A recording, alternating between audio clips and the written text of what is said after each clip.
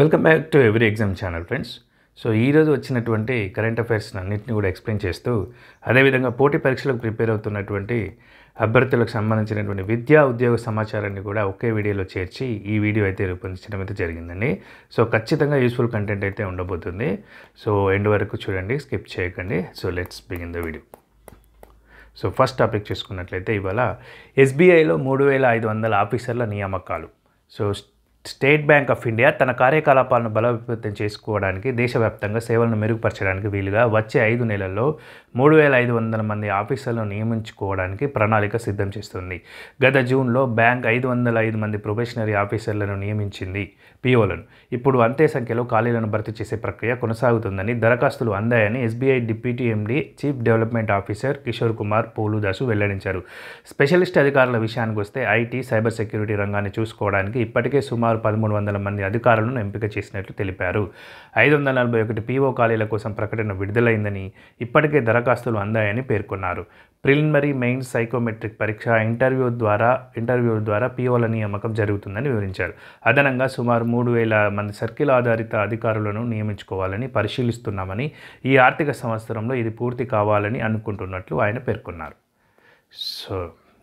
So ఎస్బీఐలో ఒక 3500 పోస్టులకి ఆఫీసర్ల నియామకాలు రాబోతున్నట్లుగా ఈ యొక్క సమాచారం. నెక్స్ట్ అప్డేట్ కనుక చూసుకున్నట్లయితే, అంతర్జాతీయ వృద్ధికి పునాది భారత్ ఆసియాన్ భాగస్వామ్యమే ప్రధాని మోదీ ఉద్ఘాటన. విద్యా, పర్యాటకం తదితర రంగాల్లో సహకారం పెంపునకు కృషి చేస్తున్నట్లు వెల్లడి. సో ఇక్కడ మోదీ గారు అయితే వర్చువల్గా అటెండ్ అవ్వడం అయితే జరిగిందండి, డైరెక్ట్గా అయితే వెళ్ళలేదు. ఇది భారత్ ఆసియాన్ సదస్సు ఎక్కడ జరుగుతుంది అంటే కౌలాలంపూర్లో జరుగుతుందండి, మలేషియాలోని కౌలాలంపూర్లో జరుగుతుంది. సో దీనికి ఇప్పుడు మోదీ గారు కూడా ట్రంప్ గారు కూడా అటెండ్ అవ్వడం అయితే జరిగింది. జపాన్ ప్రధాని, కొత్తగా ఎన్నికైనటువంటి తొలి మహిళా ప్రధాని గారు కూడా మనకు అటెండ్ అవ్వడం అయితే జరిగిందండి, చూస్తున్నాం. సో ఇక్కడ న్యూస్ చూసుకున్నట్లయితే మోదీ గారు ఏమంటున్నారు చూడండి. ఢిల్లీ యాక్ట్ ఈస్ట్ పాలసీకి ఆసియాన్ మూలస్తంభం. ఇండో పసిఫిక్లో ఈ సంఘానికి సముచిత ప్రాధాన్యం ఇస్తున్నాం.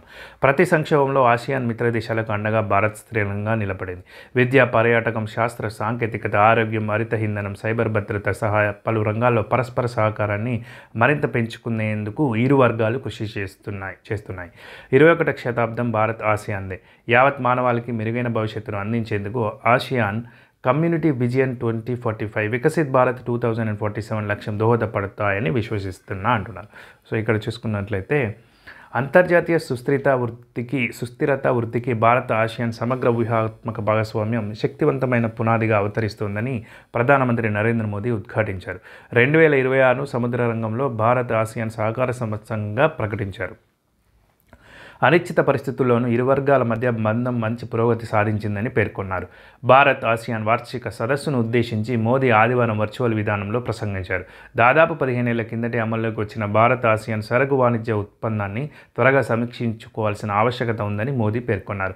ఈ ఏడాది చివరికల్లా ఆ ప్రక్రియ పూర్తవచ్చని మలేసియా ప్రధానమంత్రి అన్వర్ ఇబ్రహీం తెలిపారు. సో ఇది వెరీ వెరీ ఇంపార్టెంట్ అండి, గుర్తుపెట్టుకోండి. సో అపాయింట్మెంట్స్లో వస్తుంది కదా, మలేషియా ప్రధాని ఎవరు? ప్రధానమంత్రి అన్వర్ ఇబ్రహీం. అండ్ ఇక్కడ ఇంకో బిట్టు చూసుకున్నట్లయితే, కొత్త సభ్య దేశంగా తూర్పు తైమూర్. ఆసియాన్లో నూతన సభ్య దేశంగా తూర్పు తైమూర్ ఆదివారం లాంఛనప్రాయంగా చేరింది. సో తూర్పు తైమూర్, దీన్నే తైమూర్ లెస్ట్ అని కూడా అంటారండి. తైమూర్ లెస్ట్ అని కూడా అంటారండి. లెస్ట్ అంటే ఇక్కడ పోర్చుగీసు వాళ్ళ భాషలో లెస్ట్ అంటే తూర్పు అని అర్థం అండి. సో తైమూర్ ఈస్ట్, ఇది తూర్పుకు ఉంటుంది కదా, సో తైమూర్ లెస్ట్ అని కూడా అంటారు. మీరు కన్ఫ్యూజ్ కావద్దు. మీకు ఒకవేళ ఆప్షన్లో తైమూర్ లెస్ట్ వచ్చినా, తూర్పు తైమూర్, ఈస్ట్ తైమూర్ వచ్చినా కూడా ఆన్సర్ అదే. ఇది 11వ సభ్య దేశంగా మనకు ఈ యొక్క ఆసియాన్లోకి ఎంటర్ అవబోతుంది అనమాట. రైట్, లాంఛనప్రాయంగా అయిపోయింది. సో ఇక్కడ దీంతో తమ కళ సాకారమైనట్టని ఆ దేశ ప్రధానమంత్రి షనానా గుస్మావో. సో ఇతను ఎవరు అంటే తూర్పు తైమూర్ లెస్ట్ అని చెప్పాయి కదా, ఆ తైమూర్ లెస్ట్ యొక్క ప్రధానమంత్రి ఎవరంటే షనానా గుస్మావో, గుర్తుపెట్టుకోండి. 1990ల తర్వాత ఆసియాన్లో తొలి విస్తరణ ఇదే. సో ఇంతవరకు మళ్ళీ ఇక్కడ ఏమంటారంటే ఇంకో దేశం రాలేదు ఆసియాన్లోకి. సో ఇప్పుడు వచ్చిందనమాట, అది తూర్పు తైమూర్. అండ్ ఈస్ట్, తూర్పు తైమూర్నే తైమూర్ లెస్ట్గాను పిలుస్తుంటారు. నెక్స్ట్ చూసుకున్నట్లయితే దీంట్లోనే కాంబోడియా, థాయిలాండ్ ఆదివారం కార్పుల విరమణ ఒప్పందం కుదుర్చుకున్నాయి. ఆసియాన్ వార్షిక శిఖరాగ్ర సదస్సులో పాల్గొనేందుకు కౌలాలంపూర్ వచ్చిన అమెరికా అధ్యక్షుడు ట్రంప్ సమక్షంలో కాంబోడియా ప్రధాని హున్ మానెట్, థాయ్ ప్రధాని అనుతిన్ చర్న్ విరకులు ఈ ఒప్పందంపై సంతకాలు చేశారు. సో ఇక్కడ ఏంటంటే ఈ యుద్ధం జరిగింది కదండి వాళ్ళ దగ్గర, కాంబోడియా థాయిలాండ్ కూడా యుద్ధం జరిగింది. సో వాళ్ళు కూడా ఈ యొక్క కాల్పుల విరమణ ఒప్పందం అయితే ట్రంప్ సమక్షంలో చేసుకోవడం అయితే జరిగిందని చెప్తున్నారు. సో ఇదండి.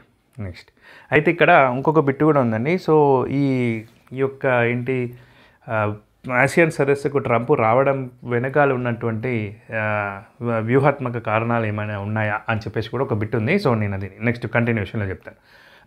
అణుశక్తితో నడిచే క్రూజ్ షిప్ని ప్రపంచంలోనే తొలిసారిగా సిద్ధం చేసిన రష్యా అణ్వస్త్రాలను మోసుకెళ్లే క్షిపణులను ప్రపంచం చూసింది. ఇప్పుడు రష్యా మరో అడుగు ముందుకేసి అణుశక్తితో నడిచే అస్త్రాన్ని సిద్ధం చేసింది. సో ఇదంటే వెరీ డేంజరస్ అండి. అణుశక్తి అంటే దానికి అడ్డు అదుపు ఉండదు. అది ఎంతసేపు అయినా కూడా గాల్లో అలాగే ఉండి అదను చూసి మాటు వేసి లక్ష్యానికి ఛేదించగలిగినటువంటి సామర్థ్యం ఉన్నటువంటి క్షిపణి అనమాట ఇది. సో దీన్ని ప్రపంచంలోనే తొలిసారిగా సిద్ధం చేసింది రష్యా, రైట్. సో అణుశక్తితో నడిచే అస్త్రాన్ని సిద్ధం చేసింది. గాల్లో అపరిమిత సమయం పాటు సంచరించగల ఈ క్షిపణి రూపకల్పన పూర్తయిందని, దీని మోహరింపుకు అవసరమైన మౌలిక సదుపాయాలను సిద్ధం చేయాలని సైనికాధికారులను రష్యా అధ్యక్షుడు వ్లాదిమిర్ పుతిన్ ఆదేశించారు. ఇలాంటి క్షిపణి మరెవరి దగ్గర లేదన్నారు. రష్యా సైన్యం ఇటీవల అణు విన్యాసాలు నిర్వహించింది. పుతిన్ వాటిని స్వయంగా పర్యవేక్షించారు.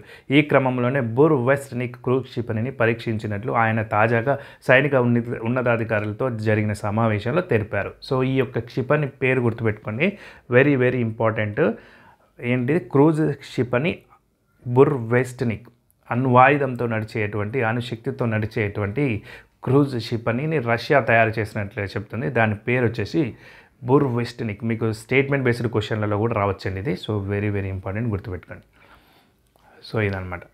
నెక్స్ట్ చూసుకున్నట్లయితే దీని గురించి ఇంకొక ఆర్టికల్ ఇచ్చారని చూడండి. అమేయ శక్తి అపరిమిత పరిధి. సో అణుశక్తి క్షిపణితో రక్ష జోరు.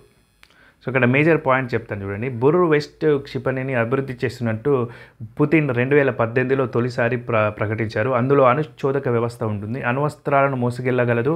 అణుచోదక వ్యవస్థ కారణంగా ఇది తన గమనాన్ని మార్చుకోగలదు. సో దీని యొక్క అస్త్రము అణ్వస్త్రమే, దీని యొక్క చోదక వ్యవస్థ కూడా అణుచోదకమే. అంటే డ్రైవింగ్ మెథడాలజీ కూడా అణు ఇంధనంతోనే జరుగుతుంది అనమాట. అందువల్ల దాన్ని అడ్డుకోవడం కష్టం. దీనికి ఖండాంతర పరిధి ఉంటుందని రష్యా అధికారులు చెప్తున్నారు. సాధారణంగా క్రూజ్ క్షిపణులు టర్బోజెట్ లేదా టర్బో ఫ్యాన్ ఇంజన్తో నడుస్తాయి. కానీ బుర్వెస్ట్నిక్ క్షిపణి తీరు ఇందుకు భిన్నం.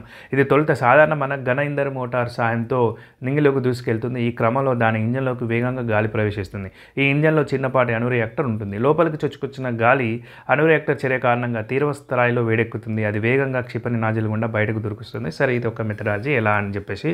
సో బుర్వెస్ట్ క్షిపణి భారీ పరిమాణం, ధ్వనిని మించిన వేగం, రేడియోధార్మిక ఎగ్జాస్ట్ వల్ల శత్రు రాడాలకు దొరుకుతుందన్న వాదన కూడా ఉందండి. సో రేడియేషన్ ఉంటుంది కదా. సో రేడియేషన్ వల్ల, రేడియేషన్ తోటే కదా మనం రాడార్లలో కనిపెట్టేది. సౌండ్ కానీ రేడియేషన్ కానీ ఇటువంటి వ్యవస్థలతోని మనం కనిపెట్టడం అయితే జరుగుతుందండి. అండ్ ఇంకొకటి ఏంటంటే దీర్ఘకాలం నింగిలోనే ఉండగలిగే సామర్థ్యం వల్ల ఈ క్షిపణి లక్ష్యం వద్ద ఎక్కువసేపు వేచి చూడగలదు. అదును చూసుకొని విరుచుకుపడుతుంది. ఇలా కొన్ని రోజులు నింగిలోనే ఉండగలదని న్యూక్లియర్ థ్రెట్ ఇనిషియేటివ్ అనే అమెరికన్ సంస్థ విశ్లేషిస్తుంది. సో రష్యాలో ఎక్కడి నుంచి ప్రయోగించినా ఈ అస్త్రం అమెరికాలోని ఏ లక్ష్యాన్నైనా తాకుతుందని చెప్పేసి రష్యా సైనిక పత్రిక తెలిపింది. సో ఇదండి, దీర్ఘకాలం నింగిలోనే ఉండగలదన్నమాట. సో దీని యొక్క స్పెసిఫికేషన్ అదనమాట, ప్రత్యేకత.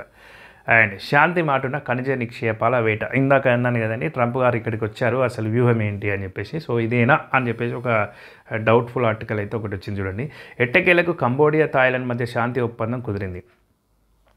మలేషియాలోని కౌలాలంపూర్ వేదికగా అమెరికా అధ్యక్షుడు డొనాల్డ్ ట్రంప్ సమక్షంలో ఇరు దేశాలు సంతకాలు చేశాయి. అయితే అదే సమయంలో ఇంతకంటే కీలకమైన పరిణామం ఒకటి జరిగింది. అదేంటంటే అరుదైన ఖనిజ నిక్షేపాల విషయంలో సహకారం కోసం కంబోడియా, థాయిలాండ్, మలేషియాలతో ట్రంప్ ఒప్పందాలు కుదుర్చుకున్నారు. తద్వారా ఈ విభాగంలో చైనా నుంచి ఎదురవుతున్న సవాళ్లను ఎదుర్కొనే దిశగా పావులు కదిపినట్లయింది. అరుదైన ఖనిజ వనరుల కోసం ఆసియాన్ దేశాలపై గంపెడ ఆశలు పెట్టుకున్న భారత్కు ఈ పరిణామం ఇబ్బందికరమే. సో ఇక్కడ ఏంటంటే చైనా అనేది ఇక్కడ ఈ రేర్ ఎర్త్స్ మెటల్స్కి సంబంధించి నిన్ననే చెప్పాను నేను ఆల్మోస్ట్ 20-30 ఇయర్స్ బ్యాక్ నుంచి కూడా దీనికి సంబంధించినటువంటి ఒక బేస్ అనేది సెటప్ చేసుకొని రిఫైనింగ్ అనేది చేయడం అయితే చైనా చేస్తుంది. సో వాటిలో ఎగుమతులకు ఆంక్షలు విధించిన నేపథ్యంలో అమెరికాకి అవి దొరకడం కష్టమైంది. సో దానికోసం అని చెప్పేసి ఇక్కడ ఇదే అంటే సందట్లే సడేమి అంటారు కదా, సందులో సందని చెప్పేసి వచ్చినట్టున్నాడు అని చెప్పేసి, ఎందుకంటే ఎక్కడికి కూడా వెళ్ళని ఇంతకుముందు పెద్ద పెద్ద సమావేశాలకు కూడా వెళ్ళినటువంటి ట్రంప్ గారు ఇక్కడికి రావడంలో ఆంతర్యం ఇదేనా అని చెప్పేసి కూడా ఒక డౌట్ అనేది అయితే వ్యక్తమవుతూ ఉందండి. ప్రస్తుతం కౌలాలంపూర్లో జరుగుతున్న ఆసియాన్ సదస్సుకు ట్రంప్ కేంద్ర బిందువుగా ఉన్నారు. అన్ని దేశాలను ఒకే ఘాటున కట్టి గుడ్డిగా దిగుమతి సుంకాలను బాదుతున్న ఆయనకు అకస్మాత్తుగా ఆసియన్ దేశాలపై ఇంత ప్రేమ ఎందుకు వచ్చింది?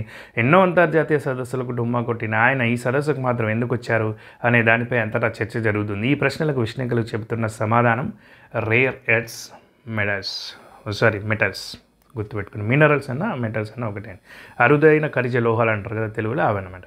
సో దీనికి డిమాండ్ బాగానే ఉంది, నిన్న కూడా చెప్పాను. సో ఒకవేళ స్టాక్ మార్కెట్లో ఎవరైనా ఇన్వెస్ట్ చేస్తున్నటువంటి వారు ఉంటే రేర్ ఎర్త్స్ మెటల్కి సంబంధించినటువంటి స్టాక్స్కి మరో ఒక థీమ్ అనమాట ఇది. ఆ థీమ్ని మీరు ఒక వాచ్ లిస్ట్లో పెట్టుకొని మీరు ఆర్డర్లో పెట్టుకొని కొంచెం ట్రాక్ చేయండి. చేస్తే మీకు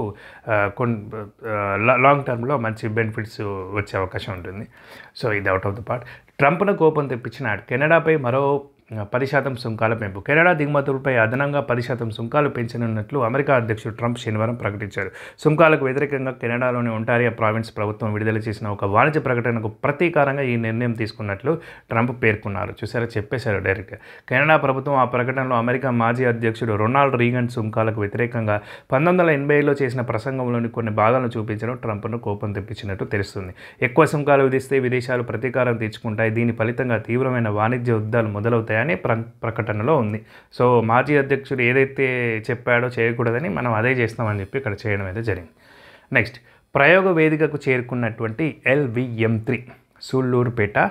సో ఇక ఇస్రో ప్రయోగం వచ్చే నెల 2న భారత అంతరిక్ష పరిశోధన సంస్థ తిరుపతి జిల్లా శ్రీహరికోట నుంచి LVM-3 M5 రాకెట్ను ప్రయోగించనుంది. సో ఈ రాకెట్ ద్వారా CMS-03, ఇది వెరీ వెరీ ఇంపార్టెంట్ అని గుర్తుపెట్టుకోండి. అంటే మనకేంటంటే డేట్ ఇచ్చేసి ఆ డేట్ ఇస్తాడు, ఇస్రో ప్రాజెక్టు నేమ్ ఇస్తాడు, టైం ఇస్తాడు, ఎక్కడ జరిగింది అని ఇస్తాడు, ఎప్పుడు జరిగిందని ఇస్తాడు. సో దీన్ని మ్యాచ్ చేయాల్సిన పరిస్థితి ఉంటుందన్నమాట. So very very important. CMS-03 అనే ఒక కమ్యూనికేషన్ ఉపగ్రహాన్ని ప్రయోగిస్తున్నారు. ఇది ఏ ఉపగ్రహం అని కూడా అడుగుతారండి కొన్నిసార్లు. కమ్యూనికేషన్ ఉపగ్రహమా, లేకపోతే నావిగేషన్ ఉపగ్రహమా, లేకపోతే ఏమంటారు జియో స్టేషనరీ శాటిలైటా, ఇలాంటి విషయాలు కూడా అడుగుతారనమాట. సో లేదంటే ఆదిత్య L1 ఉంది, అదేంటి సౌర వ్యవస్థకు సంబంధించినటువంటి శాటిలైట్. సో ఇదనమాట. సో ఇది వెళ్తున్నటువంటి రాకెట్ ఏంటంటే LVM-3. ఈ రాకెట్లో ప్రయోగిస్తున్నారు. ఏ రాకెట్లో? LVM-3 M5 అనే రాకెట్లో ప్రయోగిస్తున్నారు. ఆ ఉపగ్రహం పేరు వచ్చేసి CMS-3 కమ్యూనికేషన్ ఉపగ్రహం, రైట్. సో దీనికి CMS-3కి ఇంకొక పేరు GSAT-7. సో లేటెస్ట్గా కొంచెం నామినిక్లేచర్ మారుస్తున్నారు కాబట్టి ఈ విధంగా వస్తుందండి. కమ్యూనికేషన్ అనమాట ఇది. C అంటే కమ్యూనికేషన్, రైట్. EOS అంటే ఎర్త్ అబ్జర్వేటరీ శాటిలైట్, అలా ఉంటాయి కదా. సో అదనమాట.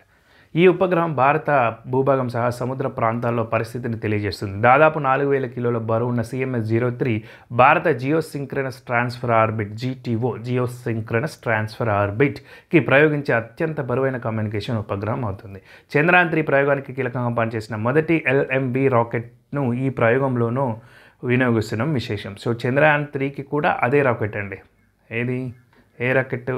MLV-3. So very very important గుర్తుపెట్టుకోండి, అడగడానికి స్కోప్ ఉన్నటువంటి బిట్.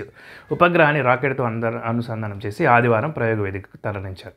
సో ఇప్పుడు కొన్ని కరెంట్ అఫైర్స్ ఉన్నాయండి. సో నెక్స్ట్ అప్డేట్ కనుక చూసుకున్నట్లయితే రౌర్కెలా ఉంది కదా, దాన్ని రౌర్కెలా అంటున్నారు. ఇప్పుడు రౌర్కెలాలోని నేషనల్ ఇన్స్టిట్యూట్ ఆఫ్ టెక్నాలజీ పరిశోధకులు ఒక ఇంటెలిజెంట్ నియంత్రణ వ్యవస్థను అభివృద్ధి చేశారు. ఇది సౌర పవన బ్యాటరీ వనరుల నుంచి ప్రవహించే విద్యుత్తును ఆటోమేటిక్గా నియంత్రిస్తుంది. ఈ హైబ్రిడ్ మైక్రోగ్రిడ్ ప్రధాన విద్యుత్ గ్రిడ్ వెసులుబాట్లు లేని గ్రామీణ ప్రాంతాలకు శుద్ధ నిరంతర విద్యుత్ అందించడానికి సహాయపడుతుందని పరిశోధకులు తెలిపారు. నెక్స్ట్ అప్డేట్ చేసుకుంటే ప్రతిష్టాత్మక అంతర్జాతీయ పురస్కారం బుకర్ ఇకపై పిల్లల కాల్పనిక సాహిత్యానికి కూడా అందనుంది. సో చైల్డ్ బుకర్ ప్రైజ్ కూడా 2026 నుంచి ఓపెన్ చేస్తున్నారని చెప్తున్నారండి. ఈ విషయాన్ని బుకర్ ప్రైజ్ ఫౌండేషన్ 2025 అక్టోబర్ 24లో వెల్లడించింది. ఈ కేటగిరీని 2026లో నామినేషన్ల కోసం తెరవనున్నారు. 2027లో బహుమతులను ప్రదానం చేస్తారు. విజేతలను చిన్నారులు పెద్దలతో కూడిన ప్యానెల్ ఎంపిక చేయనుంది. సో 2026లో నామినేషన్లు చేస్తారు. 2025 నుంచి మనకి ఈ యొక్క అవార్డు ఇవ్వడం అయితే జరుగుతుంది.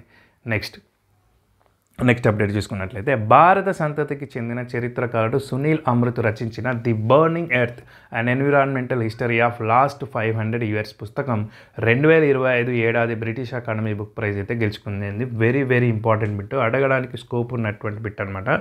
సో ఎందుకంటే ఇది బ్రిటిష్ అకాడమీ బుక్ ప్రైజ్ అయినప్పటికీ కూడా గెలుపొందిన అతను సునీల్ అమృత్ మన భారత సంతతికి చెందినటువంటి ప్రొఫెసర్, చరిత్రకారుడు. అండ్ ఈ బుక్ కూడా ఎన్విరాన్మెంటల్ మీద రాసి ఉంది కాబట్టి మనకు ఎన్విరాన్మెంట్ మీద కూడా ఇప్పుడు చాలా టాపిక్ అనేది బజింగ్ అనేది ఉంది కాబట్టి ఖచ్చితంగా అడగడానికి స్కోప్ ఉన్నటువంటి బిట్ అనమాట. చూడండి, సునీల్ అమృత్ రచించిన పుస్తకం the burning earth and environmental history of last 500 years. ఈ పుస్తకంలో భాగంగా ఏటా ప్రపంచవ్యాప్తంగా వచ్చిన నాన్ ఫిక్షన్ రచనల్లో ఉత్తమ పుస్తకాన్ని ఎంపిక చేసి 25,000 పౌండ్ల బహుమతి అందిస్తారు. నెక్స్ట్ బిట్ చూసుకున్నట్లయితే త్రివిధ దళాల పోరాట సామర్థ్యాలను మరింత బలోపేతం చేయడంలో భాగంగా ₹79,000 కోట్ల విలువైన ఆయుధాలు, సైనిక పరికరాలను కొనుగోలు చేసే ప్రతిపాదనకు రక్షణ శాఖ మంత్రి రాజ్నాథ్ సింగ్ నేతృత్వంలోని రక్షణ కొనుగోళ్ల మండలి డిఏసీ అంటే డిఫెన్స్ అక్విజిషన్ కౌన్సిల్ కొన్ని ఉంటాయి కదండి, ప్రజాపద్ధుల కమిటీ అని చెప్పేసి ఇట్లా కొన్ని పార్లమెంటరీ కమిటీస్ ఉంటాయి. సో వాళ్ళు ఆమోదం తెలపాలన్నమాట కొన్ని డిఫరెంట్ కొనుగోలు చేసినప్పుడు. సో దీనికి డిఫెన్స్ రిలేటెడ్ కాబట్టి డిఫెన్స్ అక్విజిషన్ కౌన్సిల్ అక్టోబర్ 23 ఆమోదం తెలిపింది. ఇందులో నాగ్ క్షిపణులు, ఉభయచర యుద్ధ నౌకలు, ఎలక్ట్రానిక్ ఇంటెలిజెన్స్ నిఘా వ్యవస్థలు, తేలికపాటి అధునాతన టోర్పిడోలు కూడా ఉన్నాయి. సో దట్స్ ఇట్ అండి. ఇక్కడ బుక్ కనుక టైటిల్ కనుక చూసుకున్నట్లయితే ఒకసారి చూడండి. ఈ బుక్ ఇంపార్టెంట్ అని చెప్పా కదా. సునీల్ అమృత్ గారు రచించినటువంటి the burning earth of the last 500 years, the material history of last 500 years, the burning earth. So next ఇంకొకటి నెక్స్ట్ అప్డేట్ చూసుకుంటే శాస్త్రవేత్తలు విశేషాలు. సో ఇక్కడ మేరీ క్యూరీ గురించి ఒక ఆర్టికల్ ఇచ్చారండి. సో జస్ట్ ఆమె యొక్క బ్యాక్డ్రాప్ ఇచ్చారు, ఆమె హిస్టరీ, ఆమె ఎలా వచ్చారు, ఎలా చదువుకున్నారని చెప్పేసి. అయితే ఈమెకు సంబంధించిన ఒక ఇంపార్టెంట్ బిట్ ఉందండి. ఏంటంటే విజ్ఞాన రంగంలో 2 నోబెల్స్ సాధించినటువంటి ఏకైక వ్యక్తి అండి మేరీ క్యూరీ గారు. 2 విజ్ఞాన రంగంలో అంటే ఏంటి, భౌతిక శాస్త్రం అండ్ రసాయన శాస్త్రం, ఫిజిక్స్ అండ్ కెమిస్ట్రీ. అది కాకుండా 2 వేరు రంగాల్లో నోబెల్ సాధించిన వ్యక్తి ఇంకెవరైనా ఉన్నారండి. పావెల్ అని చెప్పేసి ఒక వ్యక్తి ఉన్నారు. సో ఇక్కడ ఏంటంటే లైనస్ పాలింగ్ అనే ఒక వ్యక్తి కెమిస్ట్రీ అండ్ శాంతి ఈ రెండిట్లో కూడా నోబెల్ బహుమతి గెలుచుకున్నారండి. సో అతను 2వ వ్యక్తి అవుతారు. మొట్టమొదటి వ్యక్తి వచ్చేసి మేరీ క్యూరీ అవుతుంది, 2 నోబెల్స్ సాధించినటువంటి వ్యక్తి. కాకపోతే వైజ్ఞానిక రంగంలో 2 నోబెల్స్ సాధించినటువంటి ఏకైక వ్యక్తి మేరీ క్యూరీ అవుతుందండి. సో ఇది ఇంపార్టెంట్ బిట్స్. ఈ 2 కూడా వెరీ వెరీ ఇంపార్టెంట్ అండి, గుర్తుపెట్టుకోండి. Next word of the day, tantrum, ప్రకోపం, ఉద్రేకం. ట్యాంట్రమ్స్ అంటారు కదా, tantrum. The word tantrum is a noun that refers to an uncontrolled outburst of anger or frustration typically in a young child. Outburst, rage, దీనికి synonyms. So మనం బాగా కోపం వచ్చినప్పుడు దాని పర్యవసానంగా మనకుండే ఉద్రేకాన్ని ట్యాంట్రమ్ అంటారు అనమాట. So outburst or rage. ఇక యాంటానిమ్ వచ్చేసి కామ్నెస్, కాంపోజర్. కొంచెం స్టేబుల్గా ఉంటే కాంపోజ్డ్ పర్సన్ అంటారు కదా, ఈజ్ వెరీ స్టేబుల్ అని. సో వెరీ కాంపోజ్డ్ అంటారు కదా. సో ఆ విధంగా. నెక్స్ట్ యూసేజ్ చూసుకున్నట్లయితే the child threw a tantrum when his mother refuse to buy him a toy. So ఆ బొమ్మ కొనియకపోతే అతను కోపోద్రిక్తుడు అయ్యాడు పిల్లాడు. సో అది ఆ విధంగా దీని యొక్క యూసేజ్ అనేది ఉంటుంది అనమాట. నెక్స్ట్ చూసుకున్నట్లయితే మనం కరెంట్ అఫైర్స్. వ్యవసాయం, అనుబంధ రంగాల్లో సహకారాన్ని మరింత పెంచుకోవడానికి ఇటీవల భారత్తో ఏ ఆసియా దేశం అవగాహన ఒప్పందాన్ని వెచ్చుకుంది అంటే భూటాన్ అండి. సో భూటాన్తో కూడా మనకు అవగాహన ఒప్పందం జరిగింది. భూటాన్ 15వ భారత జపాన్ వార్షిక శిఖరాగ్ర సమావేశాన్ని 2025 ఆగస్టు 29న ఎక్కడ నిర్వహించారు. భారత ప్రధాని నరేంద్ర మోదీ, జపాన్ ప్రధాని ఇషిబా ఇగెరులు ఈ సమావేశంలో పాల్గొన్నారు. అయితే ఇక్కడ జపాన్ ప్రధాని ఇప్పుడు మారిపోయారు కదండి, అది పాయింట్ గుర్తుపెట్టుకోండి, రైట్. ఈ సమావేశంలో పాల్గొన్నారు. తక్కయిచి రైట్, తక్కువ ఇచ్చి ఈ రక్షణ, ఆర్థిక భద్రత, ఆర్టిఫిషియల్ ఇంటెలిజెన్స్ తదితర అంశాలపై ఈ సమావేశంలో ఇరు దేశాల మధ్య ఒప్పందాలు కుదిరాయి. సో ఇది ఎక్కడ జరిగిందంటే టోక్యోలో జరిగిందండి. రైట్. దేశీయ డిమాండ్ ఒత్తిళ్ల మధ్య వస్త్ర పరిశ్రమ ఎగుమతిదారులకు మద్దతు ఇవ్వడానికి కేంద్ర ప్రభుత్వం పత్తి దిగుమతి సుంకం మినహాయింపుని ఇప్పటివరకు పొడిగించింది. So 2025 December 31కి పొడిగించింది. ఈ యొక్క ఇంపోర్ట్ టు ట్యాక్స్ ఉంటుంది కదా, దానికి మినహాయింపుని ఇవ్వడం జరిగింది, అంటే పడదనమాట ట్యాక్స్. సో ఇది దేశీయ డిమాండ్ వల్ల జరిగినటువంటి చర్య. సో దట్స్ ఇట్ అండి. ఈరోజు ఈ యొక్క కరెంట్ అఫైర్స్ అన్నిటిని కూడా మీరు ఒకసారి చూసుకొని మీ యొక్క స్టడీకి ఉపయోగపడేలాగా చేసుకోగలరని మనవి. అండ్ దట్స్ ఇట్, వీడియో అయిపోయిందని. సో ఈ వీడియో కనుక మీకు నచ్చినట్లయితే ఒక లైక్ చేయండి. అదేవిధంగా ఎవరికైతే యూజ్ ఉంటుందో మీ ఫ్రెండ్స్కి, ఎవరైతే పోటీ పరీక్షలకు ప్రిపేర్ అవుతున్నారో వాళ్ళకి షేర్ చేయండి. Thank you friends.